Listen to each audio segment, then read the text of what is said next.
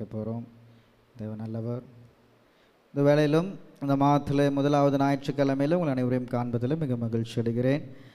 தேவன் நாம் மயம்படுவதாக. ஆண்டவராக இயேசு கிறிஸ்து நாமத்தினாலே உங்களுக்கு கிருபையும் இரக்கமும் சமாதானமும் உண்டாயிருப்பதாக. இந்த வேளையிலும் நாம் பார்க்கிறோம் திறவுகோல் வசனத்தை. ஒரு சில வசனங்களை நாம் வாசிக்கலாம். 1 நாளாகமம் 13ஆம் அதிகாரம் 4வது வசனம். 1 நாளாகமம் 13ஆம் அதிகாரம் 4வது வசனம்.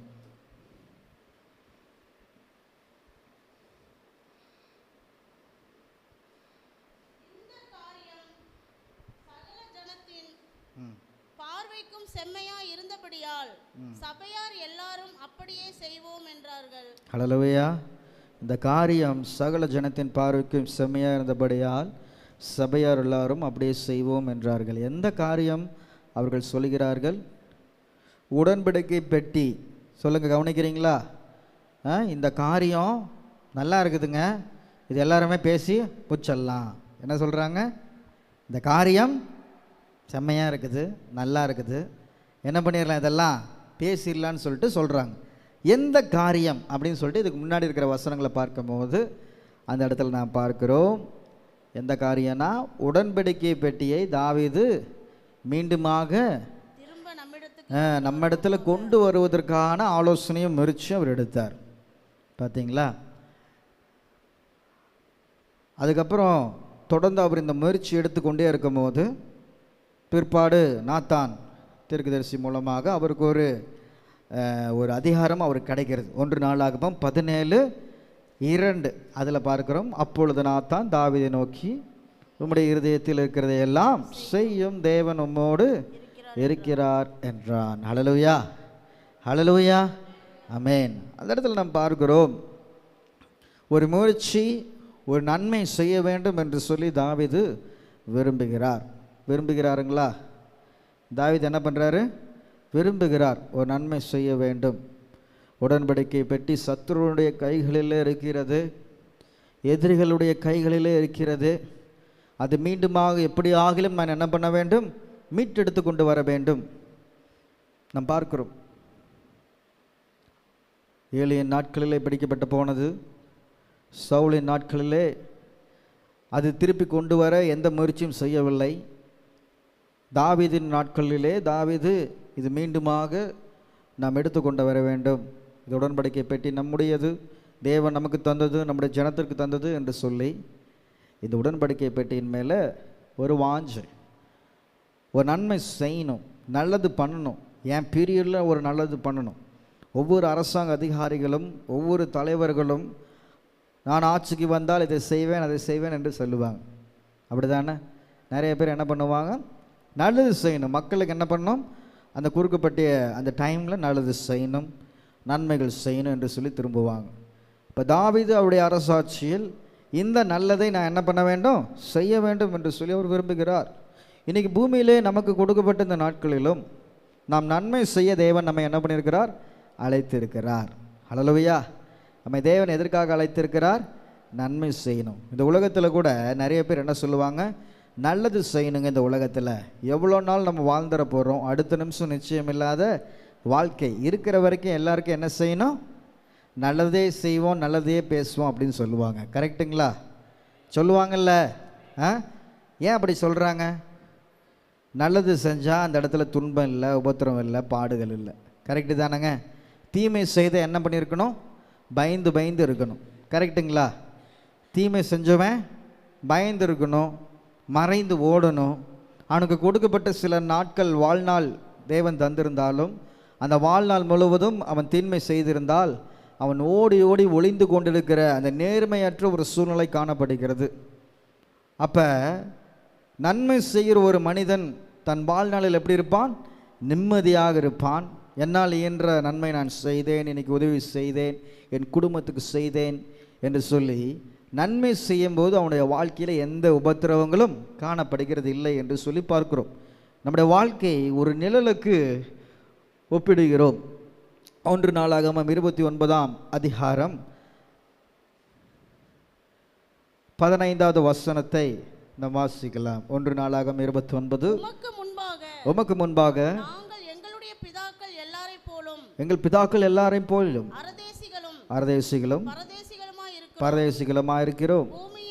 பூமியின் மேல் எங்கள் நாட்கள் ஒரு நிழலைப் போல இருக்கிறது. எங்கள் நாட்கள் எல்லாம் ஒரு நிழலைப் போல இருக்கிறது. நிலைத்திருப்போம் என்னும் நம்பிக்கை இல்லை. நிலைத்திருப்போம் என்ப நம்பிக்கை இல்லை. ஹல்லேலூயா. இன்னைக்கு நம்முடைய வாழ்க்கை நாம் சீர்தூக்கி பார்க்கும்போது அது நிழலுக்கு ஒப்பிடுகிறோம். இந்த பூமியிலே நாம் ஒன்றும் கொண்டு வந்ததில்லை, கொண்டு போவதும் இல்லை. இந்த உலகத்திலே நம்முடைய வாழ்க்கை நிழல் போல காணப்படுகிறது. அப்படிதானங்க? நிழல் உண்மையா? நிழல் உண்மைங்களா? உண்மை அல்ல. நிழல் என்ன? ஒரு காட்சி அளிக்கிறது, ஆனால் அது கிட்ட போகும்போது இல்லை. காணல் நீரை போன்றது நம்முடைய வாழ்க்கை. இப்படிப்பட்ட ஒரு வாழ்க்கை, காற்று பறக்கடைக்கும் புல்லை போல ஒரு வாழ்க்கை, இப்படிப்பட்ட ஒரு வாழ்க்கை வாழ்ந்திருக்கிற நாம் தேவன் நமக்கு கொடுத்த இந்த நாட்களிலே நாம் எல்லோரிடமும் எல்லா சூழலும் நன்மை செய்ய நாம் மிக விரைவாக செயல்பட வேண்டும். ஹல்லேலூயா, ஹல்லேலூயா. யோவான் 9:6 பார்க்க 9:4 அதிகாரத்தில் பார்க்கும்போது ஒருவரும் கிரியை செய்யக்கூடாத ராக்காலம் வருகிறது என்று சொல்லி பார்க்கிறோம். இன்றைக்கி நம்ம எல்லாம் கிரியை செய்கிறோம், நன்மை செய்ய பெறுகிறோம். இந்த நன்மையே செய்ய முடியாத ஒரு ராக்காலம் வரப்போகிறது என்று சொல்லி கூறுகின்ற சத்தியத்தை நாம் பார்க்கிறோம். ஆனால் நம்முடைய தமிழ் பழமொழியிலே இருக்குது, காற்றுள்ள போதே நம்ம என்ன பண்ண வேண்டும்? தூற்றிக்கொள்ள வேண்டும். நன்மை செய்ய உனக்கு திராணி இருக்கும்போது அதை செய்யத்தக்கவர்களுக்கு அதை செய்யாமல் இராதே என்று சொல்லி பார்க்கிறோம். இன்றைக்கி தேவன் உங்களுக்கு நன்மையை தந்திருக்கிறார். நல்ல உடல் சுகம், ஆரோக்கியம், நல்ல பலன், அந்தஸ்து, ஆஸ்தி, பொருள், இது அனைத்தும் தந்திருக்கிறார். இதை உங்களால் இப்பொழுது செலவிட பண்ண முடியும். அப்படி தானேங்க? இதே கொஞ்சம் புதுமையில் போயிட்டு நான் ஆண்டவருக்காக இதை செய்யணும் அதை செய்யணும் நீங்கள் ஆசைப்பட்டீங்கன்னா உங்களால் முடியுமா? உங்கள் உடல் ஒத்துழைக்காது. ஆவி உற்சாகமாக இருந்தாலும் உங்களுடைய உடல் என்ன பண்ணாது? ஒத்துழைக்காது. இன்றைக்கி உங்கள் உடல் ஆரோக்கியமாக இருக்கும் போது நீங்கள் தேவனுக்காக என்ன பண்ணலாம்? பல காரியங்களை நீங்கள் செய்யலாங்களா? அதுதான் திராணி. உங்கள் பேக்கெட்டில் காசு இருக்குது, உங்களால் என்ன பண்ண முடியும்? நன்மை செய்ய முடியும். ஒரு மந்த் எண்டு, மாதத்தில் கடைசி நாள், கடைசி வாரம், உங்களுக்கு உங்கள் குடும்பத்திற்கு தேவையான அளவு இருக்கலாம். அப்பொழுது நீங்கள் நன்மை செய்ய நீங்கள் நினைப்பீர்களா? நினைப்பீங்களா? ஆவல் இருந்தாலும் நான் அடுத்த மாதம் செய்யலாம் என்று சொல்லி நினைப்பீர்கள். அப்படி தானே? இப்போ மாதத்தில் முதலாவது வாரம் சம்பளம் போட்ட உடனே உங்களுக்கு என்ன இருக்குது? ஆசீர்வாதம், நன்மைகள் இருக்குது. உதாரணத்துக்கு நான் சொல்கிறேன் ஒரு சில காரியங்கள். அப்போ நீங்கள் என்ன பண்ணணும்? திராணி இருக்கும்போது அதை செய்யத்தக்கவர்கள் யார்? அதை பெற்றுக்கொள்ளத்தக்கவர்கள் ஏழை எளிய மக்கள்.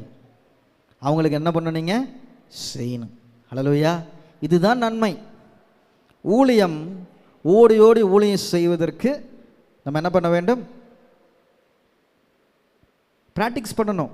ஆண்டவன் நல்ல கால், பலன், சுகமெல்லாம் தரும்போது அந்த காலத்துலலாம் கேள்விப்பட்டிருக்கேன், சைக்கிள்லேயே என்ன பண்ணுவாங்களாம்? போயிட்டு ஊழியம் செய்வாங்களாம்.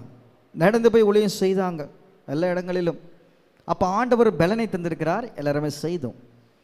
இன்றைக்கி எத்தனையோ பேர் அப்படிலாம் ஊழியம் செய்தவங்க எத்தனையோ பேர் இன்றைக்கி என்ன பண்ணியிருக்கீங்க?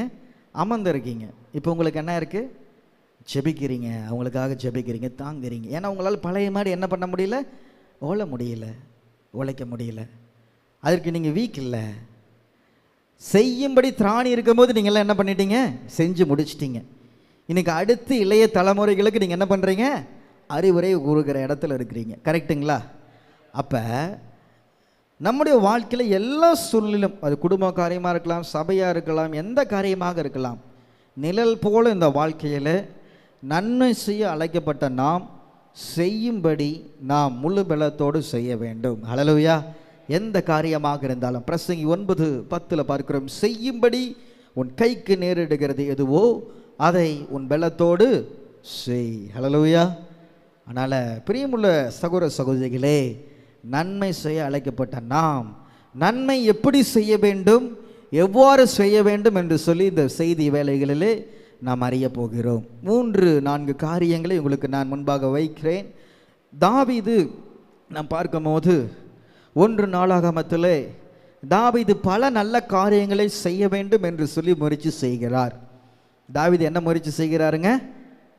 நிழல் போல் இந்த வாழ்க்கையில் நல்ல காரியத்தை நான் செய்யணும்பா அப்படின்னு சொல்லி தாவீது முயற்சி செய்கிறார். ஆனால் அவரால் இந்த நல்ல காரியத்தை, ஒரு சில காரியத்தை அவரால் முழுமையாக செய்து முடிக்க முடியவில்லை. நல்ல காரியம் செய்யணும்னு நினைக்கிறாருங்க தாவீது. ஆனால் அவர் நினச்சது ஒன்று, நடந்தது ஒன்று. அவர் எதிர்பார்த்தது ஒன்று, எதிர்மறையாக நடந்தது எத்தனையோ காரியங்கள். பார்த்தீங்களா, தப்பு கணக்கு போட்ட மாதிரி ஆயிடுச்சு. இன்றைக்கி நம்ம பார்க்குறோம், நம்ம நன்மை செய்ய முயற்சி எடுப்பது நல்லது தான். ஆனால் எப்படி நன்மை செய்ய வேண்டும்? ஃபஸ்ட்டு பாயிண்ட் நோட் பண்ணிக்கோங்க. நன்மை செய்ய வேண்டும், ஆனால் தகுதியான முறையில் அந்த நன்மையை செய்ய வேண்டும். சொல்லுங்க, நன்மை செய்ய வேண்டும், ஆனால் தகுதியான முறையில் அந்த நன்மையை நம்ம என்ன பண்ண வேண்டும்? செய்ய வேண்டும். 1 நாளாகமம் 13 அதிகாரத்தில் நாம் பார்க்கும்போது, தேவனுடைய பெட்டியை எதிரி கைகளிலிருந்து நாம் மீட்டெடுக்க வேண்டும் என்று சொல்லி தாவீது முயற்சி செய்கிறார் என்று சொல்லி பார்க்கிறோம். இந்த உடன்படிக்கை பெட்டி என்று சொல்லி எல்லாருக்கும் தெரியும் தாங்க. உடன்படிக்கை பெட்டி தெரியுமா? இது யார் தந்தது? யார் தந்தது உடன்படிக்கை பெட்டி? ஏசப்பா தந்தாரா? யார் தந்தா? எல்லாருக்கும் தெரியும், ஆனால் டக்குன்னு சொல்ல மாட்டேங்கிறீங்க. ஈஸியானது தானே, சொல்லுங்க. மோசேக்கு தேவன் கட்டளையிட்டார், அப்படி தானே? டக்குன்னு சொல்லுங்க, சரியா? அது ஈஸியாக இருக்கணும், தெரிஞ்சுதான் இருக்கணும். டக்குன்னு சொல்லுங்க, ஒரு இன்ட்ராக்டிவாக போகலாம். இப்போ நம்ம பார்க்கணும், யாத்திராகமம் 25 அதிகாரம் 10 முதல் 22 வசனங்களை பார்க்கும்போது, இந்த உடன்படிக்கை பெட்டி எப்படியெல்லாம் உருவானது, அது எதனால் செய்யப்பட்டது, இந்த உடன்படிக்கை பெட்டியுடைய வரலாற்றை குறித்து நம்ம என்ன பண்ணுறோம், இந்த அதிகாரங்களில், இந்த வசனங்களில் நாம் பார்க்கிறோம். யாத்திராகமம் 25 அதிகாரம் 10 முதல் 22 வசனங்களிலே நாம் பார்க்கும்போது, இந்த உடன்படிக்கை பெட்டியினுடைய ரகசியத்தை, இந்த காரியத்தை குறித்து நாம் பார்க்கிறோம். ஒரு சில உதாரணங்களாக நாம் பார்க்கும்போது, இந்த உடன்படிக்கை பெட்டியை எடுத்து செல்லும் போது யோர்தான் 2ஆக பிளந்தது என்று சொல்லி பார்க்கிறோம். எரிகோ கோட்டை இந்த உடன்படிக்கையை எடுத்துக்கொண்டு சென்று ஆராதிக்கும் போது எரிகோ கோட்டை தகர்ந்தது என்று சொல்லி பார்க்கிறோம். ஹல்லேலூயா. 1 சாமுவேல் 4 அதிகாரம் 11வது வசனத்தில் நாம் பார்க்கும்போது, தேவனுடைய பெட்டி பிடிப்பட்டது என்று சொல்லி பார்க்கிறோம். 1 சாமுவேல் 4 அதிகாரம் 11வது வசனம் வாசிப்போம். ஏலியின் 2 குமாரராகிய ஓப்னியும் பினேகாசும் மாண்டார்கள். ஹல்லேலூயா. இந்த இடத்துல பார்க்கிறோம், ஏலியின் குமாரர்கள் மாண்டார்கள். தேவனுக்கு பிரியமில்லாத காரியங்களை அந்த பசங்க செய்தாங்க என்று சொல்லி பார்க்கிறோம். அந்த சூழ்நிலையில் தேவனுடைய பெட்டி என்னாச்சு? பிடிபட்டது என்று சொல்லி பார்க்கிறோம். நான் முன்பாகவே உங்களுக்கு முன்னுரையில் சொன்ன மாதிரியே என்னன்னா, ஏலிக்கு அப்புறம் யார் வந்தா? சவுல் அரசனானான். சவுல் என்ன பண்ணார்? இந்த முயற்சி செய்யலை, உடன்படிக்கை பெட்டியை எதிரி கையிலேருந்து கொண்டு வரணும் என்று சொல்லி 2 தலைமுறையாக அதை விட்டுட்டாங்க. 3ஆம் தலைமுறையாக தாவீது இதன் மேலே ஒரு தாகம் கொண்டு அதை செய்ய வேண்டும் என்று சொல்லி விரும்புகிறான். இது தவறில்லை. ஹல்லேலூயா, நல்ல காரியம். ஆனால் இந்த உடன்படிக்கை பெட்டி கொண்டு வருகிற இந்த வழியிலே நான் பார்க்கிறோம், ஒரு மனிதன் என்ன பண்ணான்? இறந்து விட்டான். அவர் பேர் என்ன? ஊசா என்னும் நபர் இறந்து விட்டார் என்று சொல்லி பார்க்கிறோம். அதனால இந்த உடன்படிக்கை பெட்டி பாதி வழியில் என்ன பண்ணாங்க? நிறுத்தி வைக்கப்பட்டது. இதோடைய ப்ராசஸ் பார்த்தீங்களா? நன்மை செய்யலாம் நாம் பார்த்தோம், ஆனால் தகுதியான முறையில் அதை என்ன பண்ண வேண்டும்? செய்ய வேண்டும். சொல்லுங்க, நன்மை செய்யணும்னு நினைச்சாரு தாவீது, அது தவறில்லை. தகுதியான முறையில் அது செய்தாரா என்று சொல்லி நாம் பார்க்கிறோம். ஹல்லேலூயா. ஏன் அது தடைப்பட்டு போனது? அதுக்குன்னு ஒரு சில வழிமுறைகளை, ஒரு சில காரியங்களை ஆண்டவர் வைத்திருந்தார். அதை எப்படி கையாள வேண்டும், இந்த உடன்படிக்கை பெட்டி எப்படி நாம் சுமக்க வேண்டும், உடன்படிக்கை பெட்டியின் ரகசியம், பயபக்தி, இத்தனை காரியங்களை தேவன் மோசேவுக்கு அவர் கட்டளையாக அவர் கொடுத்திருந்தார். இதெல்லாம் அறிந்த மனிதனாகிய தாவீது வாஞ்சை மாத்திரம் இருந்தது, நன்மை செஞ்சணும், எப்படி ஆகிலும் நான் இதை கொண்டு வந்துடும் நன்மை மட்டும் ஒரு மனசில் இருந்தது. அது எப்படி செய்யணும்னு தெரியாமல் இருந்தனால தான் முன்பாக ஒரு வீழ்ச்சி, ஒரு மரணம் அந்த இடத்துல காணப்பட்டது என்று சொல்லி பார்க்கிறோம். ஹல்லேலூயா. இன்றைக்கும் நம்முடைய வாழ்க்கையில் வல்லமையும் ஆசீர்வாதத்தையும் எழுப்புதலையும் கொண்டு வர சுதந்திரித்துக் கொள்ள நாம் அனைவரும் விரும்புகிறோம். ஆனால் இன்னும் நாம் ஏன் வல்லமையை நாம் பெற்றுக்கொள்ளவில்லை? இன்னும் ஏன் சில ஆசீர்வாதங்களை நம்மளால் சுதந்திரித்துக் கொள்ள முடியவில்லை என்று சொல்கிற கேள்வி நம்ம எல்லாருக்கும் வரலாம். ஏன் பெற்றுக்கொள்ள முடியவில்லை? தாவீது தோல்வியின் காரணங்களே நம்முடைய தோல்வியின் காரணங்களாக இருக்கிறது. புரியுதுங்களா? இன்றைக்கி தாவீதுடைய நன்மை செய்யணும்னு நினச்சி தோற்று போன காரியத்தையும் இன்றைக்கி நம்ம வாழ்க்கையில் நன்மை பெய்யணும்னு பெற்று இன்னும் நம்ம அப்படியே இருக்கிற நிலைமையை ஒப்புக்கிடும் போது தாவீது தகுதியான முறையில் என்ன பண்ணல? நன்மையை செய்யலை. நம்மளும் தகுதியான முறையில் இன்னும் தேவனிடத்தில் கிட்டி சேராமல் நன்மையை பெற்றுக்கொள்ளாமல் இருக்கிறோம். ஹல்லேலூயா. இன்றைக்கி 2 காரியத்தை ஒப்பிடத்தை நாம் பார்க்க வேண்டும். என்ன காரியங்கள்? ஏன் வாழ்க்கையில் இந்த போராட்டங்கள்? நன்மை செய்ய வேண்டும் நான் நினைக்கிறேன் அல்லவா? தாவீது கூறலாம், நீங்கள் ஒரு வார்த்தையில் நீங்கள் சொல்லலாம், நான் என் குடும்பத்திற்காக என் ஊழியத்திற்காக நன்மை செய்ய வேண்டும், எழுப்புதலை கொண்டு வரும் என்று நான் விரும்புகிறேன் அல்லவா? நீங்கள் ஒரு பக்கம் சொல்லலாம். ஆனால் தாவீதுக்கு ஆசை மட்டும் இருந்துச்சு. ஆனால் அது எப்படி செய்யணும்னு முன்பாக என்ன பண்ணிட்டாரு? மறந்துட்டார். இன்றைக்கி நிறைய பேர் ஆசீர்வாதங்களுக்காக, தேவைகளுக்காக, ஒரு பெரிய காரியங்களுக்காக ஆண்டவரால் அழைக்கப்பட்டு வருகிறார்கள். ஆனால் என்ன பண்ணிடுறோம்? நிறைய வேளையில் ஆர்வ மிகுதியால் என்ன பண்ணுறோம்? எப்படி நாம் தேவனை தொழுது கொள்ள வேண்டும், எப்படி தேவனை அறிய வேண்டும் என்கின்ற அறிய வேண்டிய பிரகாரமாக அறியாமல் மேல்லோட்டமாக நம்ம என்ன பண்ணுறோம்? தேவனை அவர் இன்னார் என்று தெரிந்து கொண்டு நாம் செல்வதனால தான் நாம் இன்னும் இந்த இறை ஆசீர்வாதங்களை நாம் பெறாமல் இருக்கிறோம் என்று சொல்லி பார்க்கிறோம். ஹல்லேலூயா, ஆமென். அதை கொண்டு வர வேண்டியவர்கள் தங்களை சுத்தம் பண்ணி கொள்ளவில்லை என்று சொல்லி நாம் பார்க்கிறோம். என்ன பண்ணோம்? எல்லாருமே உடன்படிக்கையை கொண்டு வருகிறவர்கள் தங்களை பரிசுத்தம் பண்ணி கொள்ள வேண்டும், சுத்தம் பண்ணி கொள்ள வேண்டும். இந்த சுத்தத்தை அவர்கள் செய்யாததுனால தான் அந்த இடத்துல ஒரு வீழ்ச்சி காணப்பட்டது என்று சொல்லி பார்க்கிறோம். ஒரு மரணம் நேரிட்டது. இன்னைக்கு எழுப்புதல் அடைய முதலாவது பரிசுத்தமே. சொல்லுங்க, முதலாவது என்னங்க? நம்ம குடும்பம் ஆசீர்வதிக்கப்பட, சபை எழுப்புதல் அடைய பரிசுத்தம். ஹல்லேலூயா. பரிசுத்தம் இல்லாமல் தேவனுக்கு பிரியமாக இருப்பது கூடாத காரியம். தேவன் பிரியமாக இருந்தால்தான் எழுப்புதல், ஆசீர்வாதம், எல்லா நன்மைகளும் நம்முடைய வாழ்க்கையில் கிடைக்கும். இன்றைக்கி நாம் பரிசுத்தத்தை, நன்மையை பெற்றுக்கொள்ளணும் ஏசப்பா, ஆசீர்வாதத்தை பெற்றுக்கொள்ளணும் ஆண்டவரே, ஒரு எழுப்புதலை நான் காண வேண்டாம் ஆண்டவரே என்று சொல்லுகிறோம். ஆனால் நம்ம வாழ்க்கையில் எது தேவையானது? இன்றைக்கு நீங்கள் உங்களை பரிசுத்தப்படுத்திக் கொள்ளுங்கள். ஆண்டவர் சொல்கின்ற காரியம், இன்றைக்கு நீங்கள் உங்களை பரிசுத்தப்படுத்திக் கொள்ளுங்கள். இன்றைக்குனா என்ன? ஒவ்வொரு நாளும் இன்றைக்கு என்று சொல்லி நீங்கள் என்ன பண்ணணும்? உங்களை நீங்கள் பரிசுத்தப்படுத்திக் கொள்ள வேண்டும். அப்படி நீங்கள் பரிசுத்தப்படுத்திக் கொள்ளும் போது தேவனுடைய மகிமையை நீங்கள் காண்பீர்கள், எழுப்புதலை நீங்கள் காண்பீர்கள்.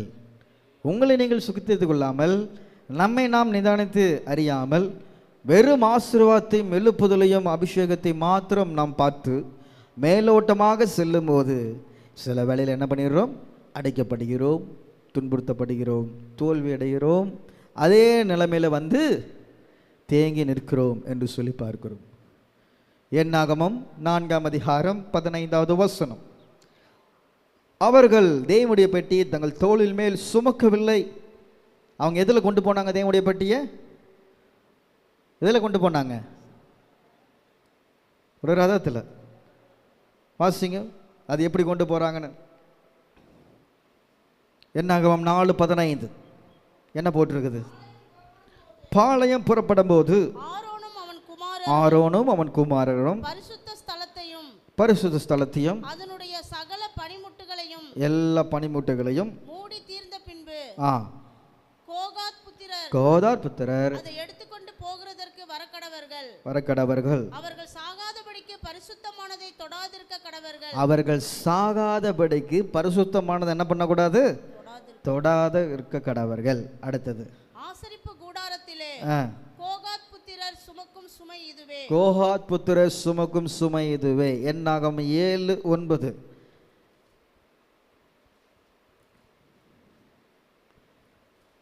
தோளில் சுமப்பது அவர்களுக்குரிய பரிசுத்த.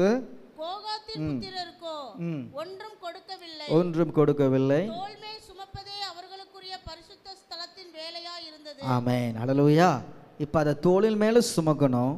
அது என்ன பண்ணக்கூடாது? நம்ம கையால் தொடக்கூடாது. இப்போ எப்படியோ போட்டியை கொண்டாந்துடணும்ப்பா, நன்மை செய்துடணும்ப்பா நினச்சார். இந்த காரியத்தை என்ன பண்ணியிருக்கணும்? அவர் முன்பாகவே சொல்லியிருக்கணுங்களா? சொன்னாரா இல்லையா? நாம் எழுப்புதலை கொண்டு வருவதற்கு முன்பாக, அபிஷேகத்தை பெறுவதற்கு முன்பாக, ஆசீர்வாதங்களை பெறுவதற்கு முன்பாக ஒரு சபை, ஒரு ஊழியன், ஒரு குடும்பத்தின் தலைவர், ஒரு குடும்பத்தின் தலைவி நீங்கள் என்ன பண்ண வேண்டும்? சொல்லி கொடுக்க வேண்டும். பரிசுத்தத்தினுடைய மகத்துவத்தை சொல்லிக் கொடுக்க வேண்டும். தேவன் ஒரு பட்சிக்கிற அக்கினி. இந்த அக்கினியை நாம் தாங்கிக் கொள்ள வேண்டும் என்றால், இந்த அனலான கனமான மேன்மையான அபிஷேகத்தை நாம் பெற்றுக்கொள்ள வேண்டும் என்றால், நம்முடைய வாழ்க்கை எப்படி இருக்க வேண்டும்? அனலான ஒரு வாழ்க்கையாக இருக்க வேண்டும். ஹல்லேலூயா! அப்படி இருந்தால் மாத்திரமே இந்த எழுப்புதலை நம்முடைய தேசத்திலே நாம் கொண்டு வர முடியும். ஹல்லேலூயா! ஆமென்.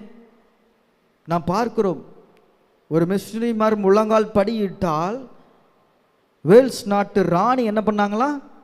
பயந்தார்கள் என்று சொல்லி பார்க்கிறோம். இவருடைய ஜெபத்தில் அவ்வளோ வல்லமை இருக்குது, அதிசயம் நடக்குது. இன்னைக்கு நாம் ஜெபிக்கிறோம், முழங்கால் படிக்கிறோம். ஏன்?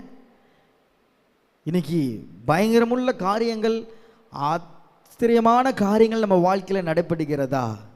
நம்முடைய ஜெபத்தின் மூலமாக நடக்கிறதா என்று சொல்லி நம்ம சிந்தித்து பார்க்க வேண்டும். அனைவரும் எல்லாரும் ஜெபிக்கிற மாதிரி தான் நானும் ஜெபிக்கிறேன், எல்லாரும் பைபிள் வாசிக்கிற மாதிரி தான் நானும் பைபிள் வாசிக்கிறேன், எல்லாரும் அபிஷேகத்தை பெறுகிற மாதிரி தான் நானும் அபிஷேகத்தை பெற்றுக்கொள்கிறேன் என்று சொல்வது மேலோட்டமாக இந்த ஜீவியத்தை என்ன பண்ணுறோம்? தெரிஞ்சு வச்சுருக்கிறோம், நன்மையை பெற்றுக்கொள்ளணும்னு நினைக்கிறோம்.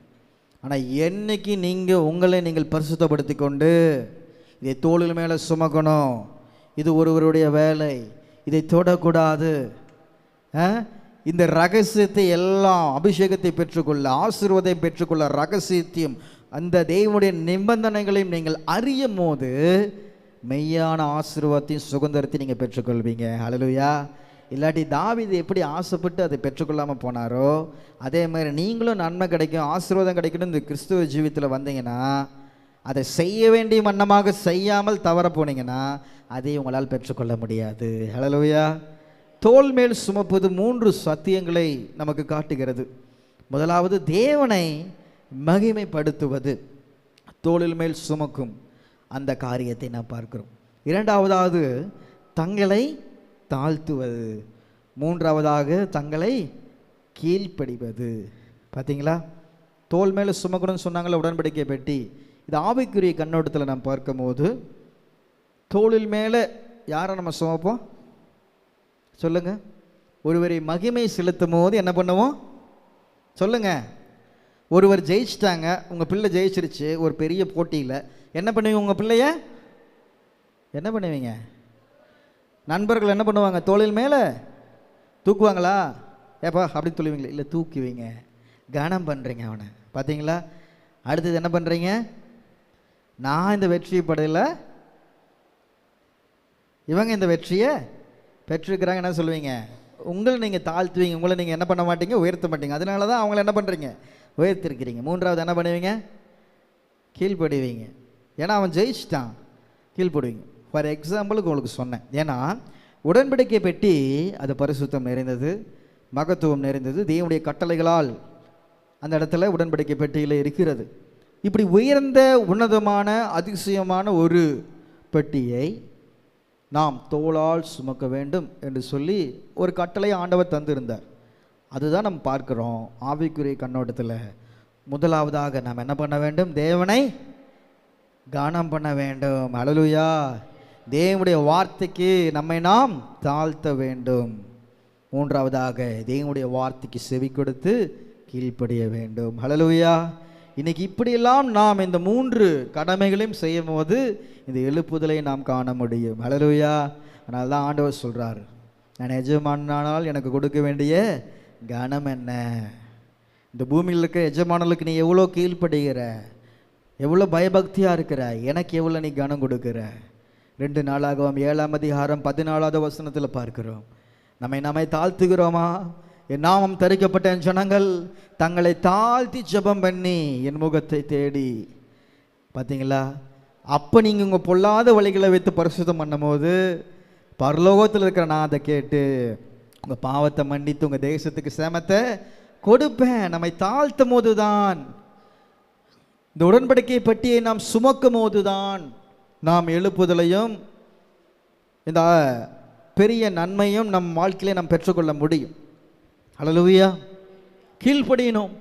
அப்போஸ்தலர் 5ஆம் அதிகாரம் 29 முதல் 32 வசனத்தை வாசிக்கிறோம். அப்போஸ்தலர் 5:29 முதல் 32 வசனங்கள். அதற்கு பேதுருவும் மற்ற அப்போஸ்தலரும், மனுஷருக்கு கீழ்ப்படுகிறதை பார்க்கிலும் தேவனுக்கு கீழ்ப்படுகிறது அவசியமாக இருக்கிறது. ஹல்லேலூயா. கீழ்ப்படுகிறாங்க. இன்னைக்கு உலக மனிதர்களுக்கு நாம் பயப்படுகிறோம், உலக அதிகாரிகளுக்கு நாம் பயப்படுகிறோம், வானத்தின் பூமியும் உண்டாக்கின கடவுளுக்கு நாம் மதிக்கிறோமா, அவரை கனம் பண்ணுகிறோமா? இன்னைக்கு எத்தனையோ பேர் என்ன பண்ணல, சபை கூடி வரவில்லை. நம்மளுக்கு என்ன இருக்குது? பரிதாபமாக தான் இருக்குது. அவங்க மேலே கோவப்படுறதுக்கு என்ன இருக்குது? நம்மளுக்கு ஏதோ ஒன்று இருக்குதா? இல்லை நான் 5 பைசா அவங்களுக்கு தரப்போகிறேன், அவங்க எனக்கு 5 பைசா தர போகிறாங்களா? ஒன்றும் கிடையாது. வந்தால் அவங்களுக்கு ஆசீர்வாதம், தேவனுடைய சத்தியத்தை கேட்பாங்க, அவ்வளோதான். சத்தியத்தை அறிஞ்சிருக்கிறாங்க. இன்னைக்கு ஜெபம் பண்ணணும், ஆசீர்வாதம் கிடைக்கணும், மேலோட்டமாக தான் என்ன பண்ணுறாங்க, வருகிறார்கள். தேவனைய தேட வேண்டிய வண்ணமாக நாம் தேட வேண்டும். அப்பொழுதுதான் நாம் அவரை தரிசிக்க முடியும். எல்லாரும் பார்க்குறாங்கன்னா என்ன பண்ண முடியாது, பார்க்க முடியாது. ஹல்லேலூயா. இன்னைக்கு மிஷினரிகள் கண்டார்கள் தரிசனங்கள், சொப்பனங்கள். நீங்கள் நம்மளால் ஏன் தரிசனத்தை சொப்பனத்தை காண முடியவில்லை? இன்னைக்கு எப்படி பண்டைய கால அந்த கால மிஷனரிமார்கள், நம்முடைய ஆதி அப்போஸ்தலர்கள் எழுப்புதலை கொண்டு வந்தார்கள். ரட்சிக்கப்பட்டவர்கள் அனுதினமும் சபையில் சேர்க்கப்பட்டார்கள். இதற்கு ரகசியம், தோளின் மேல் சுமந்தார்கள் கர்த்தருடைய வார்த்தையை. ஹல்லேலூயா. மகிமைப்படுத்தினார்கள். எல்லா சூழ்நிலையும் தங்களை ஒருபோதும் பெருமைப்படுத்திக் கொள்ளவில்லை. தங்களை தாங்களே தாழ்த்தினார்கள், தரை மட்டும் தாழ்த்தினார்கள். தேவன் கிருபையை தந்தார், தாழ்மைகளுக்கு கிருபை தந்தார். தேவனுக்கு கீழ்ப்படிந்ததனால் தேவன் அவர்களை உயர்த்தினார். காலங்கள் சென்றாலும் நாட்கள் சென்றாலும் அவர்கள் பேர் இன்னும் சாகவில்லை. ஹல்லேலூயா. பிரியமுள்ள சகோதர சகோதரியே, இன்றைக்கி உங்கள் வேலையில், உங்கள் வாழ்க்கையில் நீங்கள் தேவனுக்கு கீழ்ப்படிந்திருந்தீங்கன்னா எத்தனை தலைமுறை ஆனாலும் உங்கள் பெயர் நிலைத்து நிற்கும். ஹல்லேலூயா. எனக்கு ஒருவர் தெரியும், அவர் கீழ்ப்படிந்திருந்தார், தேவனுக்கு என்று வைராக்கியமாக வாழ்ந்தார், தேவனுக்கு கீழ்ப்படிந்திருந்தார், அவர் மூலமாக தேவன் பெரிய காரியங்களை செய்தார் என்று சொல்லி நாளைக்கு உங்களுடைய சந்ததிகள் உங்கள் பெயர்களை சொல்லும். ஹல்லேலூயா. அதனால் சுமங்க. ஹல்லேலூயா. ஆமென். அவரை தேவனை தேட வேண்டிய விதமாய் அவர்கள் என்ன பண்ணல, தேடவில்லை என்று சொல்லி பார்க்கிறோம். 1 நாளாகமம் 15ஆம் அதிகாரம் 16 முதல் 28 வசனங்களை நாம் பார்க்கும்போது பாருங்க, தேட வேண்டிய விதமாய் தேடவில்லை. அந்த இடத்துல எதை குறித்து பார்க்கிறோம்? 1 நாளாகமம் 15 16 முதல் 28 இப்படி வாட்ச் பார்த்து சரியா சொல்லுங்க. அந்த இடத்துல ஒரு ப்ராசஸ் இருக்கு. தாவீது கூறுகிறார் அதுக்கப்புறம் எப்படி செய்யணும்னு. அது எப்படி செய்யணும்? ஆராதனையோடு, துதிபலிகளோடு, பாடி கீர்த்தனங்களோடு வசனங்களை தொடர்ந்து வாசிக்கும் போது இத்தனை முறைமைகள், இத்தனை படிகள் இருக்குது. ஆனால் எதுவுமே பண்ணல. ஆரம்பத்தில் என்ன பண்ணிட்டாங்க, உடனே போனாங்க, ரதத்தில் ஏற்றுனாங்க, வந்துட்டு இருந்தாங்க. கீழே உள்ள மாதிரி போச்சு. என்ன பண்ணாங்க, உடனே கையில் தொடுறான். ஏனோ தானோ என்கின்ற கடமைக்கு செய்கிறேன் என்று நாம் ஒரு ஜீவியம் வாழும் போது நாம் ஆசீர்வாதத்தையும் எழுப்புதலையும் நாம் காண முடியாது. ஹல்லேலூயா. அந்த ப்ராசஸ் இருக்கு, ஒழுங்கு இருக்கிறது. அந்த ஒழுங்கின்படியாக சபை நடக்க வேண்டும். ஹல்லேலூயா. ஆராதனையில் ஒழுங்கு இருக்குது. பிதாவாகிய தேவனை நாம் இன்னைக்கு சோத்திர பலிகள் எடுத்தோம். தேவனை ஆராதிக்கணும், இயேசுவை ஆராதிக்கணும், பரிசுத்த ஆவியானவரை ஆராதிக்க வேண்டும், சபையில் பயபக்தியாக இருக்க வேண்டும். இரைச்சல் இருக்கக்கூடாது சபையில், டிசிப்ளினாக இருக்கணும் சபையில். ஏன்னா இங்கே தேவன் தங்கும் இடம். சபைனா அதுக்கு என்ன ஒழுங்கு இருக்கிறது. இந்த ஒழுங்கின்படி சபை இருந்தால் அந்த இடத்துல தேவனுடைய வல்லமை காணப்படும் என்று சொல்லி பார்க்கிறோம். நம்ம இஷ்டம் போல தேவனை ஆராதிக்கலாம், நம்ம இஷ்டம் போல தேவனை நாம் கிட்டி சேர்த்து விடலாம், அவரை மகிமைப்படுத்தி விடலாம் என்று சொல்லும் போது அது கூடாத காரியம். முன்னோர்களெல்லாம் அப்படியே செஞ்சாங்க. தொடர்ந்து நம் வசனங்களை நாம் பார்க்கும்போது இதை நாம் தெரிந்து கொள்ளலாம். அதனால் நமக்கு என்ன சொல்லப்பட்டதோ, எதை செய்ய வேண்டும் என்று சொல்லப்பட்டதோ அதை நீங்கள் என்ன பண்ண வேண்டும்? காலங்கள் மாறினாலும் சூழ்நிலைகள் மாறினாலும் நீங்கள் என்ன பண்ண வேண்டும்? உங்களுக்கு சொல்ல வேண்டிய, உங்கள் சொல்லிக் கொடுத்த அந்த காரியத்தை நீங்கள் கிரமமாக அதை கடைபிடிக்க வேண்டும். ஹல்லேலூயா, ஹல்லேலூயா. அதனால் பிரியமுள்ள சகோதர சகோதரிகளே, நாம் தேட வேண்டிய வண்ணமாக தேவனை தேடும்போது அந்த நன்மையை நாம் பெற்றுக்கொள்ளலாம். ஹல்லேலூயா, ஹல்லேலூயா, ஆமென். அந்த பெட்டியை கொண்டு வருவதில் புறஜாதி முறைமையை கையாண்டார்கள் என்று சொல்லி பார்க்கிறோம். பெலிஸ்தியர் ஒரு புது வண்டி செய்து பெட்டி என்ன பண்ணாங்க? அனுப்புனாங்க. ஆனால் வசனம் என்ன சொல்லுது? நீ தோளில் மேலே சுமந்து என்ன பண்ண வேண்டாத செல்லணும். ஆனால் பெலிஸ்தியர் என்ன பண்ணாங்க? ஒரு வண்டியை செஞ்சு அதை மேலே வச்சு அனுப்பிச்சிட்டாங்க அந்த பெட்டியை. இன்னைக்கு தேவனுடைய சட்டங்களையும் நியாயப்பிரமாணங்களையும் அறிந்த ஒரு நபர், தேவனுடைய இதயத்துக்கு ஏற்ற ஒரு நபர் எப்படி இந்த காரியத்தில் தவறு செய்யலாம்? நாம் பார்க்கிறோம் 1 சாமுவேல் 6ஆம் அதிகாரம் 7வது வசனத்தில் அவர் செய்கின்ற காரியத்தை பாருங்க. 1 சாமுவேல் 6ஆம் அதிகாரம் 7வது வசனம். இப்போதும் புது வண்டியை செய்து நுகம் பூட்டாதிருக்கிற 2 கறவை பசுக்களை பிடித்து அவைகளை வண்டிலே கட்டி அவைகளின் கன்றுக்குட்டிகளை அவைகளுக்கு பின்னாக போக விடாமல் வீட்டிலே கொண்டு வந்து விட்டு பின்பு கர்த்தருடைய பெட்டியை எடுத்து அதை வண்டிலின் மேல் வைத்து நீங்கள் குற்ற நிவாரண காணிக்கையாக அவருக்கு செலுத்தும் பொன்னுருப்படிகளை அதன் பக்கத்தில் ஒரு சிறிய பெட்டியிலே வைத்து அதை அனுப்பி விடுங்கள். நம்ம இங்க பார்க்கிறோம், பெலிஸ்தியர் பெட்டி என்ன பண்ணாங்க? வண்டியில் வைத்து அனுப்பிச்சாங்க. தாவீது என்ன பண்ணாரு? அது அப்படியே என்ன பண்ணாரு? காப்பி அடிச்சிட்டார். என்ன பண்ணாரு? நம்மளும் வண்டியிலே என்ன பண்ணலாம்? ரதத்திலேயே கொண்டு போகலாம். பார்த்தீங்களா? ஆனால் நம்முடைய ஆதி பெற்றோர்களுக்கு தேவர் என்ன சொன்னார்? தோளில் மேலே சுமக்கணும், மகிமைப்படுத்தணும். சுமக்கணும்னா என்ன சொன்னேன்? மகிமைப்படுத்தணும், தாழ்த்தணும், கீழ்ப்படியணும். இன்னைக்கு ரதத்தின் மேலே போவதற்கு தான் எல்லாரும் என்ன பண்ணுறோம்? ஆசைப்படுறோம். இன்னைக்கு இதனால தான் எழுப்புதலும் வல்லமையும் நான் பெற்றுக்கொள்ளாமல் இருக்கிறோம். ஹல்லேலூயா. பெரியமுள்ள சகோதர சகோதரிகளே, இன்னைக்கு சபையை உயிர்ப்பிக்க பல நவீன முறைகளை பயன்படுத்துகிறார்கள். கரெக்டுங்களா? ஒரு சபையை எஃபெக்டிவாக வச்சுக்க என்ன பண்ணாங்க? எத்தனையோ காரியங்களை, உலகத்தில் உள்ள எல்லா காரியங்களும் என்ன பண்ணுறாங்க? கொண்டு வராங்க. இந்த உலகத்தில் நடக்கிறத இன்னைக்கு சபைக்குள்ளே என்ன பண்ணுது? நடந்து கொண்டு வருகிறது என்று சொல்லி பார்க்கிறோம். ஆனால் பூர்வ சபை ஆதி அப்போஸ்தலர்கள் பயன்படுத்தின முறையை நாம் பயன்படுத்துகிறோமா? டெக்னாலஜி தேவைதான், முன்னேற்றங்கள் தேவைதான். அந்த காலத்தில் மைக் இருந்திருக்காது. ஒரு பேட்டரி ஃபோனோ ஒரு செல் ஃபோனோ வச்சு பேசியிருந்துருக்கலாம். இன்றைக்கி நம்மளுக்கு மைக் இருக்குது, நமக்கு ஒரு அப்டேஷன் இருக்குது. ஒரு காலத்தில் எல்லாருமே இங்கே உட்காந்துட்டு என்ன பண்ணோம்? கண்ட்ரோல் பண்ணிகிட்டு இருந்தோம். டேவிட் ராஜா என்ன பண்ணுவார்? எங்கள் சேர் போட்டு ஆப்ரேட் பண்ணிகிட்டு இருப்பார். ஞாபகம் இருக்கா? அவர் ஒரு மாத்திரம் அந்த மிக்சரை தொடுவார், மற்ற யாரும் தெரியாது. எனக்கே கொஞ்சம் நாள் போன பிறகு அந்த மிக்சர் வந்து தொடவே கூடாதும்பாங்க. அதை மூடி வச்சுருப்பாங்க. ஒருத்தருக்கு தேவையான அளவு வச்சுருப்பாங்க. அதை மாற்றவே கூடாது அப்படின்னு சொல்லுவாங்க. சின்ன பிள்ளைங்க தொட்டக்கூடாதுன்னு ஒரு கவர் போட்டிருப்பாங்க. அடுத்த அப்டேஷன் என்ன? அப்போ இல்லை, இப்போ டெக்னாலஜி வளர்ந்துருக்குது. என்ன பண்ணலாம்? ஒரு டிஜிட்டல் மிக்சரை வாங்குங்க.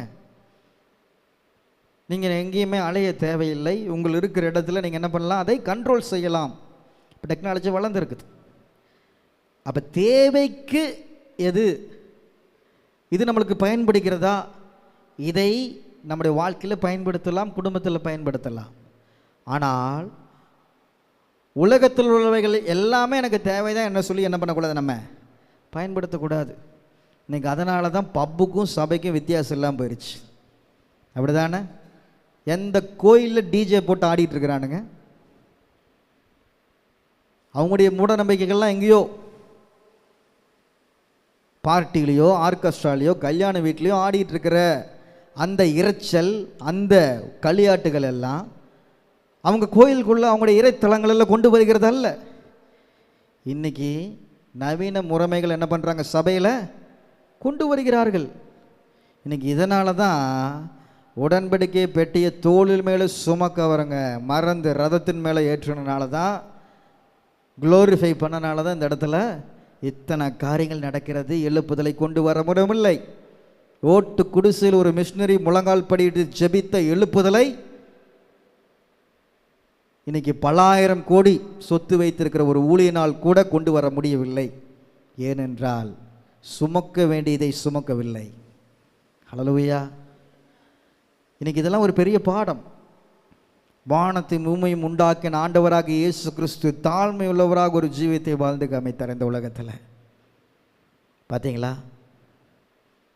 கிறிஸ்தவ ஜீவியத்தில் ஆர்டினரி பர்சனாக இருக்க கற்றுக்கொள்ளுங்க. எல்லாரும் சாதாரண மனிதன், சாதாரணமானவர். நாசரேத்திலிருந்து நன்மை உண்டா அப்படி கேட்ட ஒரு சின்ன கிராமத்தில் பிறந்தவர். என் பிள்ளை அந்த ஆஸ்பத்திரியில் படுத்திருக்கிறான், என் பிள்ளை இங்கே கேஎம்சிஹெச்சில் பிறந்திருக்கிறான், என் பிள்ளை இங்கே அங்கே பிறந்திருக்கான், இல்லை என் பிள்ளை மாட்டுக்கொட்டையில் பிறந்திருக்குது மரியாள் சொல்லியிருப்பாங்க. மனுஷனுடைய பார்வையில் எதெல்லாம் அற்பமாக காணப்பட்டதோ அந்த இடத்துல ஆண்டவர் தெரிந்து கொண்டார்.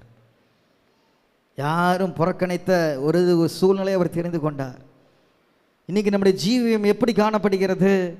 எதிர்மறையாக காணப்படுகிறது.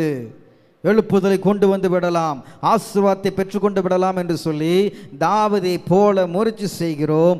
ஆனால் உடன்படிக்கை பெட்டியை, கர்த்தருடைய வசனத்தை, வார்த்தையை, வாக்குத்தத்தங்களை, எழுப்புதலை நாம் பெற்றுக்கொள்ள பண்ணும் விதமாக பெற்றுக்கொள்ளாமல் இருப்பதனால தான் இன்னும் கொரோனா காலத்திலேருந்து எந்த ஒரு அசைவும் தமிழ்நாட்டில் நடக்கவில்லை. இது உண்மை. கொரோனா காலத்துக்கு முன்னாடி ஒரு காரியம் நடந்துச்சு, கொரோனாக்கு அப்புறம் சபைகள் அலைந்து கொண்டு இருக்கிறது. ஒரு சில இடத்துல தேவனை உண்மையாக ஆராய்க்கிற ஜனங்கள் இருக்கிறார்கள், ஊழியர்கள் இருக்கிறார்கள். ஆனால் மிக அதிவேகத்தில் அழிந்து கொண்டு இருப்பதற்கு காரணம் தேடும் வண்ணமாக தேடவில்லை. ஹல்லேலூயா. நன்மை செய்யலாம், தகுதியாய் செய்ய வேண்டும். ஹல்லேலூயா. செய்வீங்களா? இன்றைக்கி நம்ம அது மாதிரி தகுதியான முறையில் அதை செய்யணும். சொல்லுங்கள், எஸ்அப்பா உங்களுக்கு நான் நன்மை செய்வேன், ஆனால் தகுதியான முறையில், எனக்கு தகுதியான முறைன்னு அல்ல, உமக்கு தகுதியான முறையில் நான் நன்மை செய்வேன். ஹல்லேலூயா. அப்படி நான் செய்யும் போது நான் மட்டும் இல்லை, என் கூட இருக்கவங்க எல்லாருமே ஆசீர்வதிக்கப்படுவாங்க. ஹல்லேலூயா. கர்த்தருடைய பெட்டியை நான் கொண்டு வருவேன், ஆசீர்வாதத்தை நான் என்ன பண்ணுவேன், கிளைம் பண்ணிக்குவேன். இரண்டாவதாக, நன்மை செய்ய வேண்டுமானால் தகுதியான ஆள் அதை செய்ய வேண்டும். சொல்லுங்க, நன்மை செய்ய வேண்டும், ஆனால் தகுதியான ஆள் அதை செய்ய வேண்டும். நான் பார்க்கிறோம், தாவீது இரண்டாவதாக ஒரு நன்மை செய்யணும்னு நினச்சார். ஃபஸ்ட்டு நன்மை செஞ்சது தான் இப்படி ஆகிப்போச்சு. அப்புறம் ஏதோ கீழ்ப்படிஞ்சு எப்படியே வந்துட்டார். ரெண்டாவதாக ஒரு நன்மை செய்யணும்னு ஆசைப்பட்டார். என்ன நன்மைனா, நான் என்ன பண்ணுறேன், கேதுரு மரத்தினால் ஆன ஒரு வீட்டில் இருக்கிறேன்ப்பா, ஆனால் தேவனுக்கு ஒரு ஆலயம் இல்லை, தேவனுக்கு ஒரு ஆலயம் இல்லை அப்படின்னு சொல்லிட்டு ஃபீல் பண்ணுறேன். எவ்வளோ நல்ல விஷயம் பார்த்தீங்களா? எவ்வளோ நல்ல விஷயம்.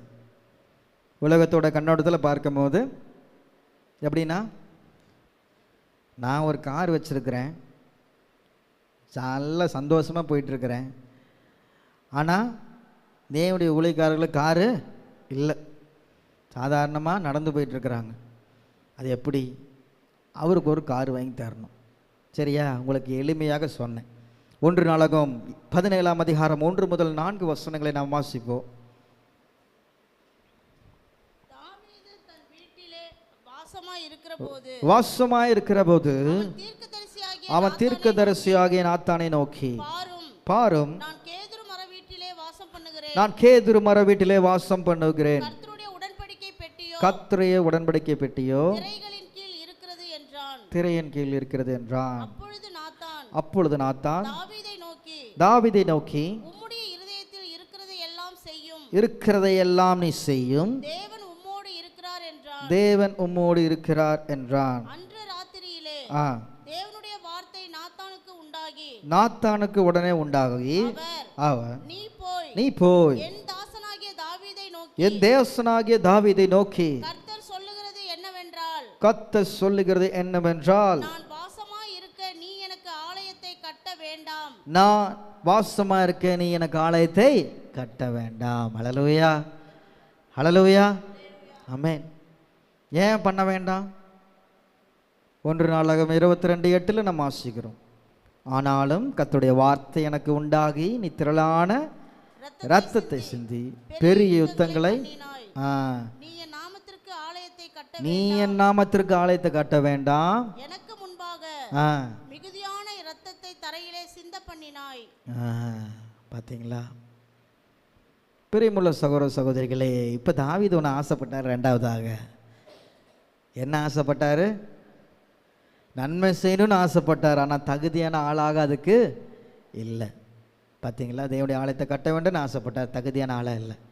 இன்னைக்கு நிறைய பேர் ஜெபிக்கிறாங்க, ஆனால் பலனை பெற்றுக்கொள்ள முடியவில்லை. நீங்கள் நிறைய பேர் ஜெபிக்கிறாங்க, ஒன்றும் ஆசீர்வாதத்தை பெற்றுக்கொள்ள முடியவில்லை. ஆசைப்படுறாங்க, ஒன்றும் பெற்றுக்கொள்ள முடியவில்லை. ஏன்னா நான் பார்க்கிறோம், ஏசாயா 1:15-16 வசனங்களை வாசிக்கலாம். ஏசாயா 1:15-16 வசனங்களை.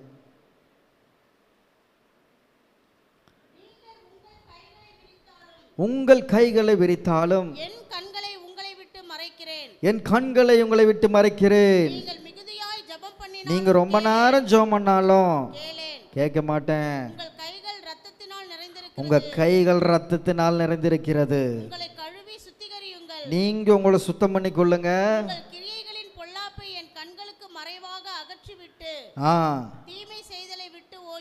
தீமை செய்தலை விட்டு ஓயுங்கள். ஹல்லேலூயா.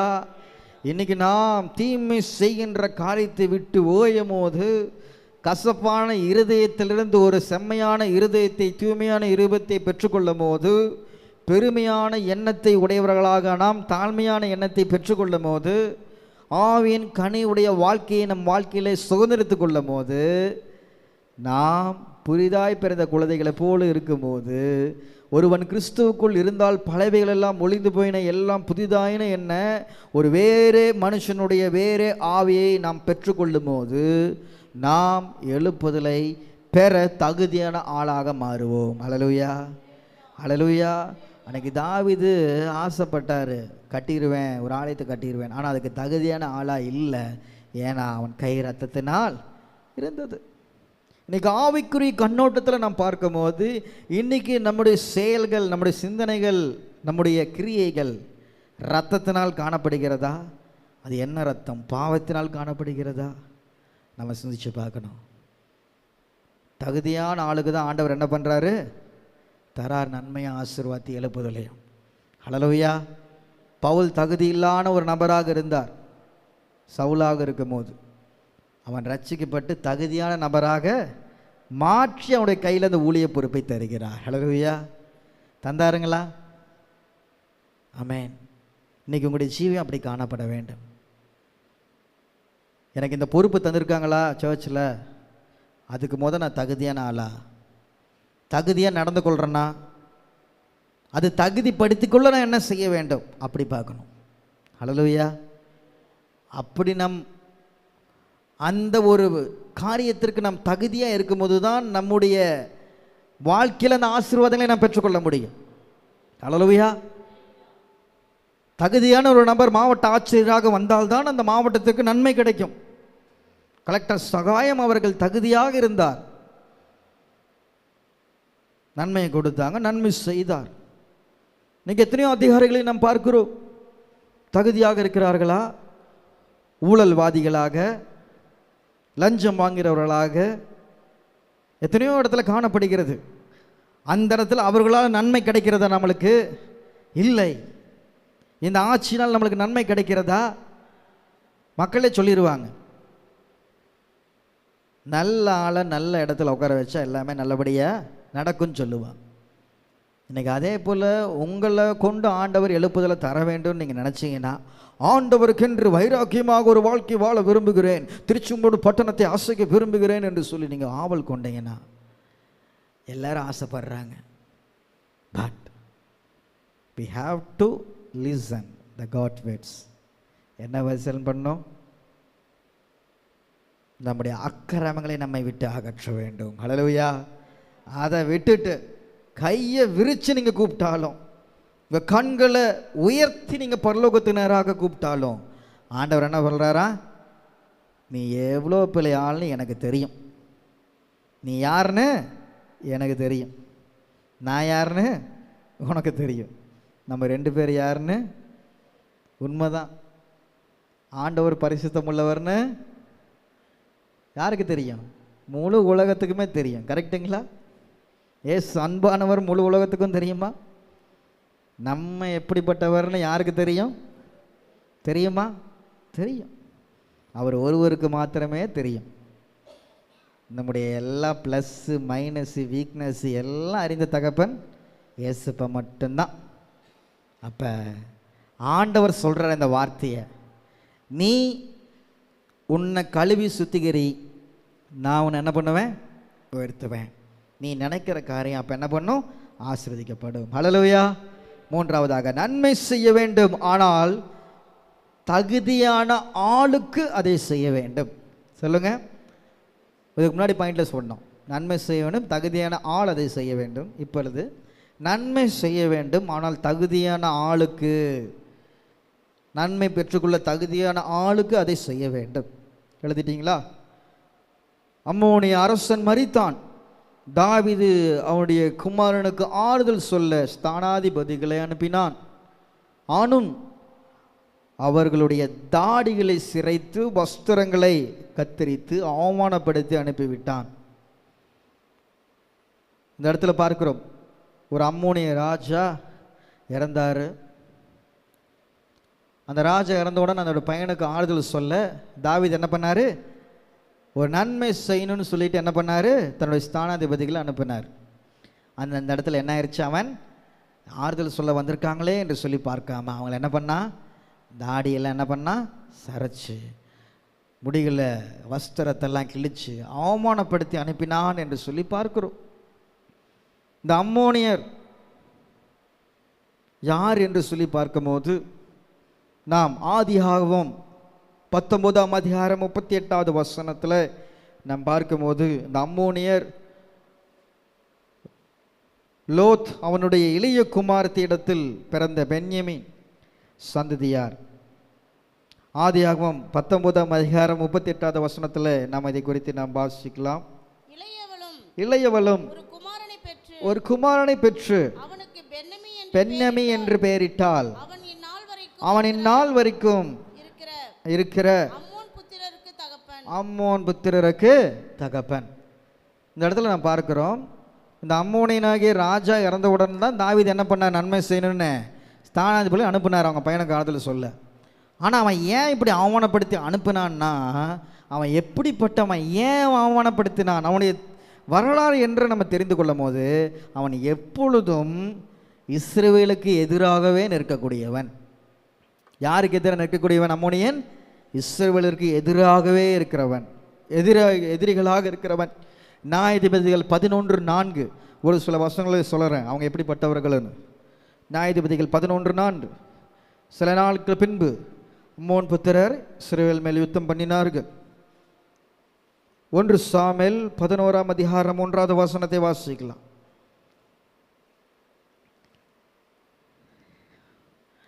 குறித்து வைத்துக் கொள்ளுங்கள். நியாயாதிபதிகள் 11:4, 1 சாமுவேல் 11:1. அக்காலத்தில் நகாஸ் என்னும் அம்மோனியன் வந்து கிளையாத்தில் இருக்கிற ஆபேசி முற்றுகை போட்டான். பார்த்தீங்களா? முற்றுகை போடுறாங்க. 2 நாளாகமம் 20ஆம் அதிகாரம் 3வது வசனம். இதற்கு பின்பு மோவா புத்திரரும் அம்மோன் புத்திரரும் அவர்களோட அம்மோனியரும் அப்புறத்தில் உள்ள மனுஷரும் கூட யோசபாத்திற்கு விரோதமாக யுத்தம் பண்ண வந்தார்கள். 2 நாளாகமம் 20:1. நெகேமியா 2ஆம் அதிகாரம் 10வது வசனம்.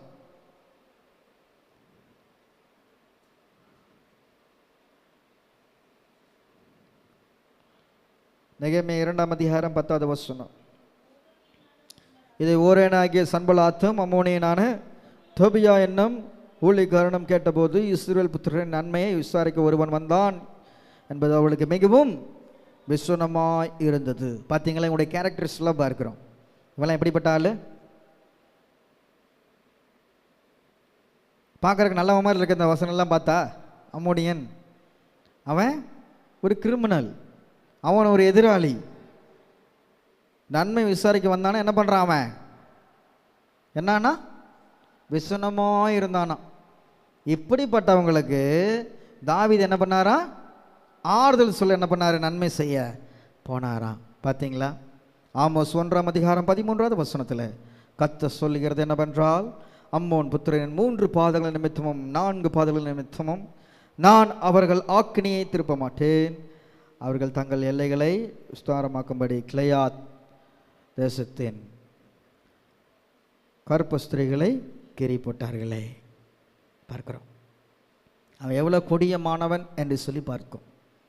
எனவே இஸ்ரவேலர்கள் இந்த அம்மோன் புத்திரிடத்தில் சேரவோ இல்லை இந்த இஸ்ரவேல் புத்திர அம்மோன் புத்திரர் ஆளவோ தேவன் ஒரு காலத்தில் என்ன பண்ணல? விரும்பலை. ஏன்னா அவனுக்கு இவனுக்கு எப்பயுமே என்ன பண்ணாது? ஆகாது, சண்டை பகை. பார்த்தீங்களா? ஏன்னா சபையில் கூட அவனுக்கு என்ன இல்லை? அதிகாரம் இல்லை. உபாகம் 23ஆம் அதிகாரம் 3வது வசனத்தில் பார்க்கிறோம், அம்மோனியனும் மோவாபியனும் கர்த்தருடைய சபைக்கு உட்படலாகாது, 10ஆம் தலைமுறையிலும் என்றென்றைக்கும் அவர்கள் கர்த்தருடைய சபைக்கு உட்படலாகாது என்று சொல்லி பார்க்கிறோம். ஏன்னா சபைக்கு என்ன பண்ணக்கூடாது? அவங்க வரக்கூடாது, அவனுக்கு பெர்மிஷன் இல்லை என்று சொல்லி அவனுடைய கிரியை நிமித்தம் அந்த இடத்துல ஒரு கட்டளை கொடுக்கப்பட்டது.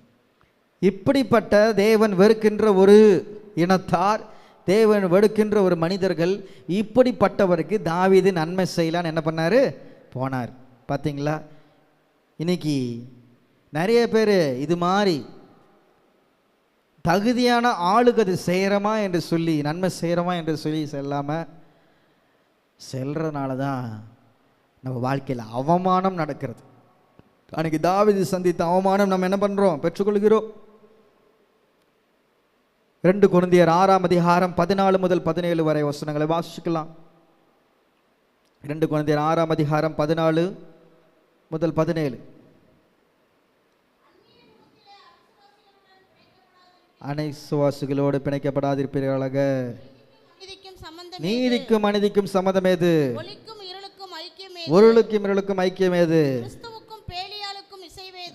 தொடர்ந்து இந்த வசனத்தை நீங்கள் வாசிக்கும் போது அவிசுவாசிக்கும் விசுவாசிக்கும் இத்தனை காரியங்கள் சம்மதம் எது என்று சொல்லி பார்க்கிறோம். அவ தேவன் வெறுக்கின்ற ஒரு காரியத்திற்கும் தேவன் பிரியப்படுகிற ஒரு காரியத்திற்கும் ஒரு வித்தியாசம் இருக்கு. இன்னைக்கு நம்ம நாட்டம் நன்மை செய்கிறோம்னா நம்ம என்ன பண்ணக்கூடாது? தீமையோடு உரிமை வைத்து கொண்டு நன்மை செய்வது கூடாத காரியம். நீங்கள் நன்மை செய்கிறேன்னு சொல்லிட்டு தீமையான மனிதர்களோடு தீமையான எண்ணமுடைய நபர்களுக்கு நம்ம உதவி செய்யலான்னு சொல்லும் போது அந்த இடத்துல என்ன ஆயிரும்? நம்முடைய ஜீவியம் அழிக்கப்பட்டு விடும் என்று சொல்லி பார்க்கிறோம்.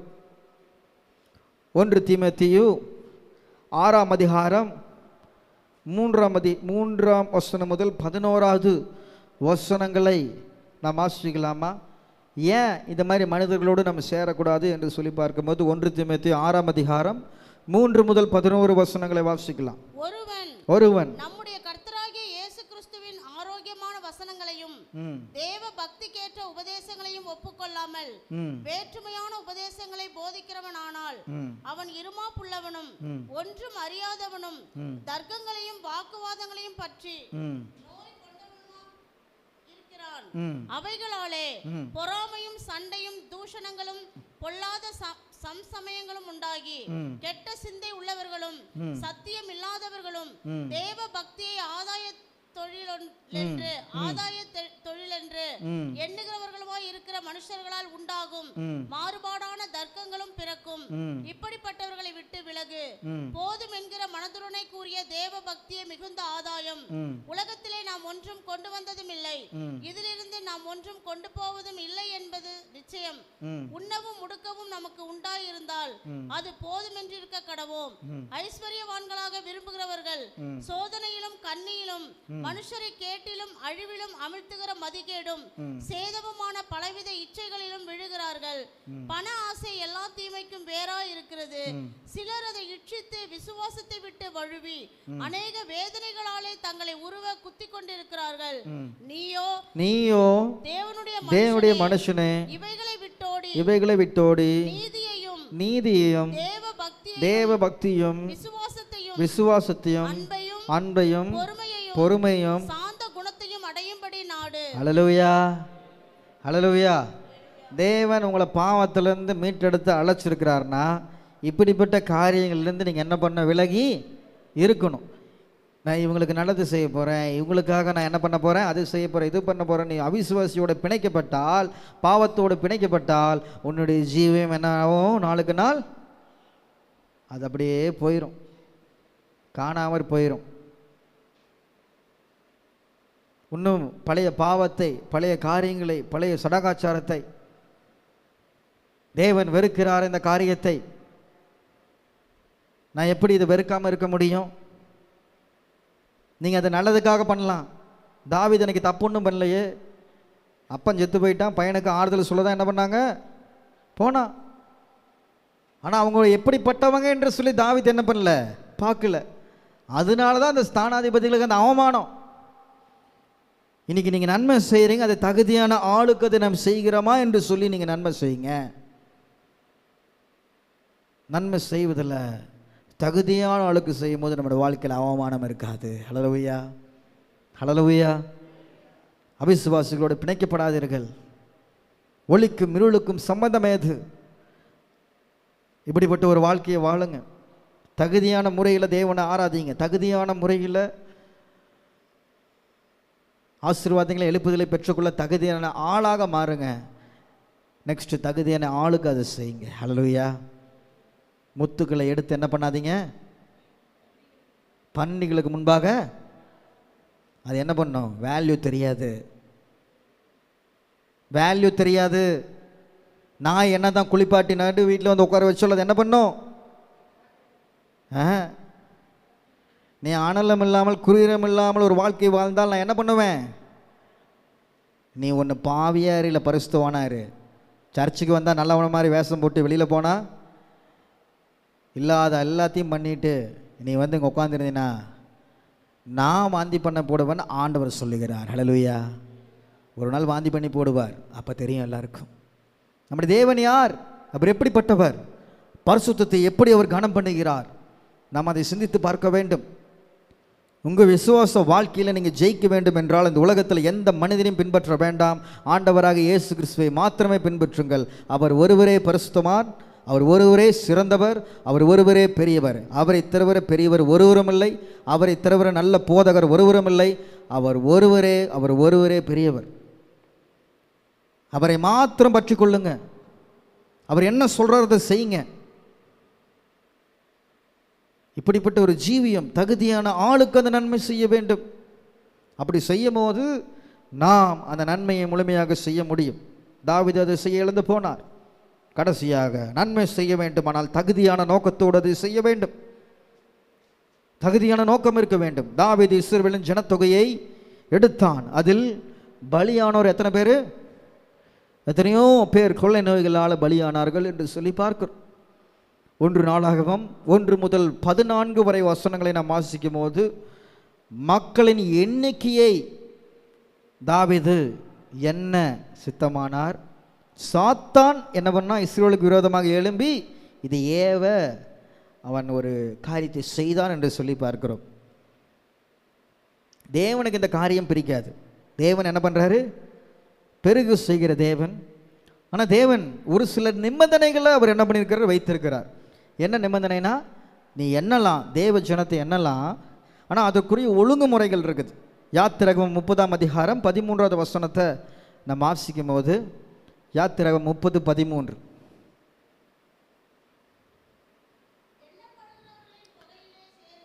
ஆ ஆ பரிசுத்த ஸ்தலத்திற்கு சேக்கல் கணக்கின்படி அரை சேக்கல் கொடுக்க விட வேண்டும். ஒரு சேக்கலுக்கு 20 கேரா. கர்த்தருக்கு செலுத்த விடுவது அரை சேக்கல். தாவீது மீட்பவனையும் மீட்பின் பொருளையும் கிரியத்தையும் எதுவுமே என்ன பண்ணலாமே செலுத்தலை. பிளைண்டாக என்ன பண்ணார்? யுத்தத்திற்கு இத்தனை பேர் எனக்கு தேவை, யார் யார் இருக்கிறாங்க என்னங்க. யோவாப் என்ன பண்ணுறாரு? தளபதிக்கு தெரியுது இது வேண்டாம், இது தவறு என்று சொல்லி. ஆனால் தாவீதுக்கு என்ன பண்ணல தெரியல. பல நேரங்களில் சத்துரு நம்முடைய உள்ளத்தில் பேசும்போது, நம்மை தூண்டிவிடும் போது, தேவனுடைய பலத்தை நாம் சாராமல் மனித பலத்தை என்ன பண்ணுகிறோம்? சாருகிறோம் என்று சொல்லி பார்க்கிறோம். இன்னைக்கு அப்படி தாவீது செய்ததுனால எத்தனையோ பேர் என்ன பண்ணாங்க? மரிச்சு போயிட்டாங்க. நாம் பார்க்கிறோம். 1 நாளாகமம் 1 முதல் 14 வரை இந்த சம்பவங்கள் முழுமையாக காணப்படுகிறது. எத்தனை பேர் மலிச்சு போயிட்டாங்க கொள்ளை நோயால்? பார்த்தீங்களா? 3 ஆப்ஷன் தந்து என்ன பண்ணுறாரு? சொல்கிறார், கர்த்தருடைய தூதன் உருவின பட்டணத்தோடு வந்து நிற்கிறான். பார்த்தீங்களா? தேவன் வெறுக்கின்ற காரியத்தை அன்றைக்கு செய்தான். தகுதியான நோக்கத்தோடு அதை அவன் செய்யவில்லை. யுத்தத்திற்கு இத்தனை பேர் இருக்கிறாங்களா, அத்தனை பேர் இருக்கிறாங்களா? ஆண்டவர் அதிகம் பேரை கொண்டாலும் கொஞ்சம் பேரத்தை கொண்டாலும் அவரால் ஜெயத்தை தர முடியும். ஹல்லேலூயா. கிதியோனுடைய சரித்திரத்தை நாம் பார்க்கிறோம். எத்தனை பேர் இருந்தாங்க? எத்தனை பேர் இருந்தாங்க கிதியோனுடைய நாட்களிலே யுத்தத்திற்கு? எத்தனை பேர் சொல்லுங்க? அதிகம் பேர் இருந்தாங்களா, கம்மி பேர் இருந்தாங்களா? எண்ணெயும் தீவெட்டிகளும் சட்டிகளும் எடுத்துக்கொண்டு எத்தனை பேர் இருந்தாங்க? 300 பேரா? 500 பேரா? 300. பார்த்துக்கோங்க. அப்போ அப்படிலாம் செய்த தேவன் பார்க்கிறோம். ஓங்கிய புலத்தினால் பரத்த கரத்தினால் இஸ்ரவேல் ஜனங்கள் என்ன பண்ணார்? நடத்தி வந்தார். ஆனால் தாவீது என்ன பண்ணார்? அந்த நேரத்தில் சாத்தானுடைய சத்தருக்கு செவி கொடுத்தனால அவரால் தகுதியான நோக்கமுடையவராய் செய்ய முடியாமல் அந்த ஆக்கினை தீர்ப்புக்கு உள்ளாக காணப்பட்டார் என்று சொல்லி பார்க்கிறோம். ஹல்லேலூயா. இன்றைக்கி உங்கள் நோக்கம் சரியாக இருக்கணும். ஹல்லேலூயா. பலத்தினாலும் அல்ல பராக்கிரமத்தினாலும் தேவனுடைய ஆவினாலே எல்லாம் ஆகும். ஆனால் பிரியமுள்ள சகோதர சகோதரிகளே, தேவன் ஆசீர்வதிப்பார், எழுப்புதலை தருவார், நன்மையை தருவார், ஆசீர்வாதங்களை தருவார். ஆனால் உங்களுடைய தாளந்தின் அடிப்படையோ, உங்களுடைய செயல்பாடுகள் அடிப்படையிலையோ, உங்களுடைய வல்லமைகள், உங்களுடைய திறமைகள் இதன் அடிப்படையோ அல்ல. தேவனுடைய ஆவியினாலே இரக்கத்தினாலே இந்த காரியத்தை நாம் பெற்றுக்கொள்வோம். ஹல்லேலூயா. அதை நாம் பெற்றுக்கொள்ள வேண்டும். தேவன் செய்வார் தான், ஆனால் இதெல்லாம் இருக்கிறனால தான் செய்வோம். இது உன்னால தான் இதெல்லாம் ஆச்சு தெரியுமா, நீ இப்படி பண்ணனால தான் இந்த காரியம்லாம் நடந்துச்சு தெரியுமான்னு சத்துரு என்ன பண்ணுவான்? நம்மக்கிட்ட பேசுவான். அப்படி பேசும்போது அவனுடைய சத்தத்திற்கு இடம் கொடுக்காமல் கர்த்தர் சொன்னால் நான் செய்தேன். ஹல்லேலூயா. நான் நட்டேன். ஒருத்தர் நீர் பாய்ச்சிருக்கலாம், விளைய செய்கிறவர் தேவன். இன்னைக்கு நான் தான் நட்டேன், நான் தான் நீர் பாய்ச்சினேன், நான் தான் விளைய செஞ்சேன், இந்த பேச்சு வருகிறது. இதுக்கு இடம் கொடுக்கக்கூடாது. தேவனுக்கு முன்பாக நாம் ஒன்றுமில்லை. ஹல்லேலூயா. அவருடைய இசைக்கருவி நாம். அவர் நம்மை வாசிக்கிறார், பயன்படுத்துகிறார். அதனால் நன்மை செய்ய வேண்டும், ஆனால் தகுதியான முறையில் அதை செய்ய கற்றுக்கொள்ளுங்கள். நன்மை செய்ய வேண்டும், ஆனால் தகுதியான ஆள் அதை செய்ய வேண்டும். நன்மை செய்ய வேண்டும், ஆனால் தகுதியான ஆளுக்கு அதை செய்ய வேண்டும். நன்மை செய்ய வேண்டும், நாம் தகுதியான நோக்கத்தோடு அதை செய்ய வேண்டும். தாவீது 1 நாளாகமத்தில் 4 காரியங்களிலே அவன் நன்மை செய்ய வேண்டும் என்று அவன் நினைத்தது ஒன்று, நடந்தது ஒன்று. இன்றைக்கி நம்முடைய வாழ்க்கையிலே நன்மை செய்ய வேண்டும், நன்மையை பெற்றுக்கொள்ள வேண்டும் என்று நாம் நினைக்கிறோம். நடக்கிறதெல்லாம் ஆப்போசிட்டாக நடந்துச்சுன்னா தாவீது செஞ்ச தப்பை நீங்கள் செய்யாதீங்க. இயேசுவை பாருங்கள், அவர் என்ன சொல்கிறாருன்னு. அதை கற்றுக்கொள்ளும் போது மெய்யான ஆசீர்வாதத்தையும் எழுப்புதலையும் நாம் பெற்றுக்கொள்வோம். நன்மை செய்தால் மேன்மை இல்லையோ, பாவம் செய்தால் பாவம் நம் வீட்டு வாசற்படியில் படுத்திருக்கும். நம்முடைய ஜீவியத்தில் எழுப்புதலை காண முடியாது. தேவன் எதிர்பார்க்கிற நன்மை செய்வோம், தேவனிடத்திலிருந்து ஆசீர்வாதத்தை நாம் பெறுவோம். நாம் கண்களை மூடி ஜெபிக்கலாம்.